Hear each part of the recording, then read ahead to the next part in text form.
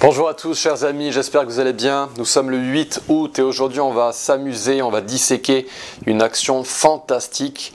L'action Novo Nordisk, c'est une entreprise danoise, une entreprise pharmaceutique.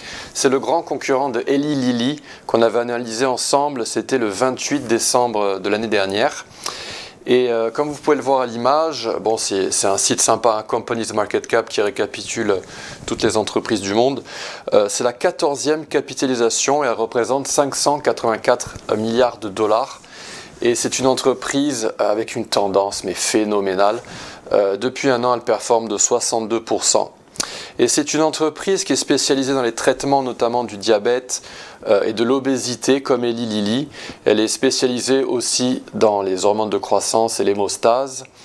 Et on va l'étudier aujourd'hui. Vraiment action exceptionnelle, mais qui pourrait être dans une bulle. On va voir ça tout de suite. Alors je me mets en plein écran. Avant ça, un petit récapitulatif. Comment trader les actions? Alors je vous en parle souvent, je vous le rabâche, mais c'est super important.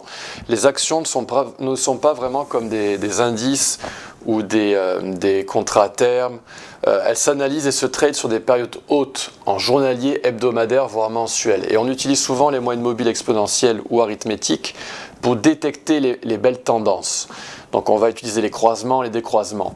Les variations sont très importantes en général puisqu'on est sur de l'hebdo et du mensuel, donc les prix varient de 3 fois ou plus et c'est la raison pour laquelle c'est très important, on va utiliser une échelle logarithmique. Les actions sont généralement moins techniques que les indices, c'est notamment le cas de Novo Nordisk mais pas vraiment des autres méga caps. On utilise le support de marché haussier sur notre oscillateur, notamment la bande des 25-35 sur le RSI hebdomadaire. On va voir ça tout de suite. Alors on bascule dans Xstation. Souvenez-vous ce qu'est un mouvement mesuré, c'est un mouvement mesuré haussier, c'est une correction qui est achetée au retracement des 50% et au retracement de 61,8% pour cibler le retracement négatif des 23,6%. Le stop loss, lui, est situé en dessous de la Golden Zone. Donc on en a des haussiers, des baissiers, mais dans les actions, évidemment, on a des haussiers de tous les côtés vu les tendances haussières exceptionnelles. Alors Novo Nordisk, je l'ai mis dans ma section Stock 2. Et voici la tendance haussière dans Novo Nordisk depuis les années 2000. Une tendance absolument extraordinaire. C'est une action qui est cotée au Danemark, à la bourse de Copenhague. Et ici, vous voyez, j'ai mis le RSI en hebdomadaire et j'ai tracé cette petite bande verte horizontale qui correspond au niveau.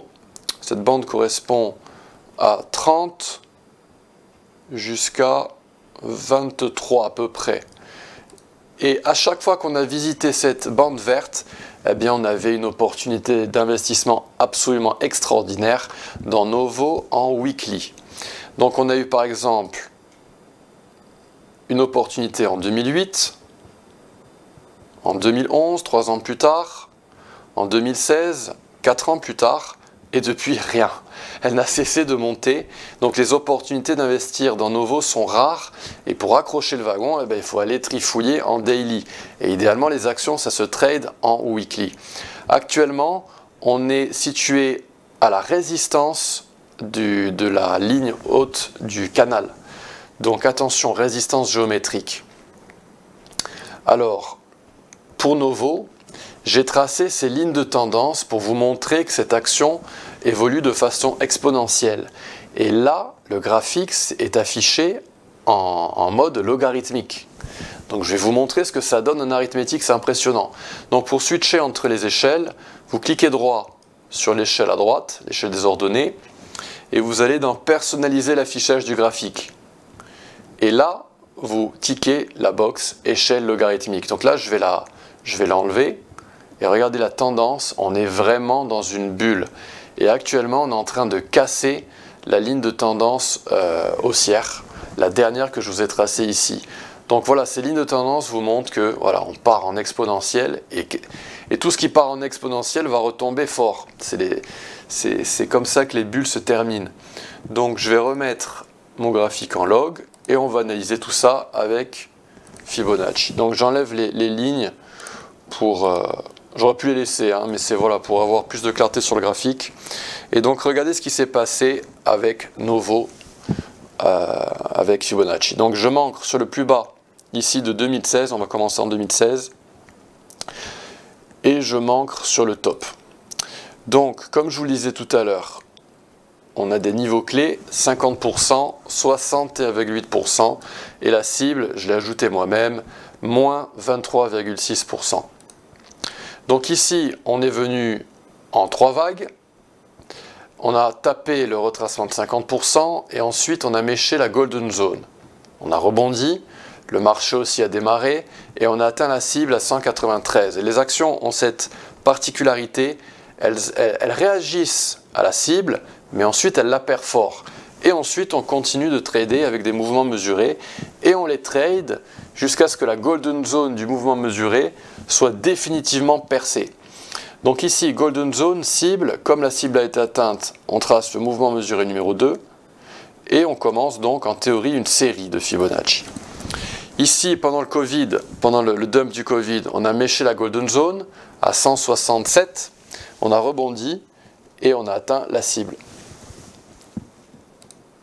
On continue. Ici, pour ce mouvement mesuré numéro 3, on n'a pas voulu atteindre le retracement des 50%. Ça arrive lorsque le marché est vraiment très haussier. Quand il y a du FOMO, que les gens ne peuvent pas se retenir, ils voient arriver le retracement des 38% et ils ne peuvent pas résister et ils achètent. Et certains algos sont réglés par exemple sur le retracement des 38%. En tout cas, quoi qu'il arrive, on a rebondi à partir du retracement des 38% et on a explosé à la hausse. Et sur XStation, on a eu ces mèches qui se sont formées. Et attention, ça peut être une opportunité d'investir dans les actions quand vous avez ces mèches. Et ici, pour le mouvement mesuré numéro 4, que j'ancre à partir du dernier point où les algos ont acheté jusqu'au top, eh bien on a eu une mèche. Donc là, je vais retirer le retracement des 38%. On a eu une mèche qui est venue se loger dans la boîte verte. Elle est venue casser temporairement la Golden Zone, mais on est remonté très rapidement pendant la semaine, voire pendant le jour, et on a atteint la cible. Et on continue à tracer ces mouvements mesurés tant qu'ils sont tradés. Ici, la même chose, Golden Zone, donc Novo Nordisk, elle est un petit peu moins technique que Eli Lilly, par exemple. Donc, idéalement, si vous voulez privilégier une action parmi les deux, c'est peut-être mieux d'utiliser Eli Lilly pour votre trading. C'est deux actions vraiment en béton armé, mais qui évoluent de façon exponentielle, donc attention. Golden Zone, cible, et on continue. Et là, le prochain mouvement mesuré qui devrait venir à nous, c'est celui-ci. Donc c'est le 1, 2, 3, 4, 5, 6e mouvement mesuré depuis 2016. Et si Eli Lilly descend, débute une grosse correction en parallèle avec les indices, et si le VIX lui continue de monter, eh bien on pourrait très rapidement descendre à 756 couronnes danoises, voire 691. Et là, on aurait une opportunité d'acheter Novo pour cibler les 1164. Donc voilà, c'est une tendance absolument dingue qui offre des opportunités, je dirais, une fois toutes les 2-3 années.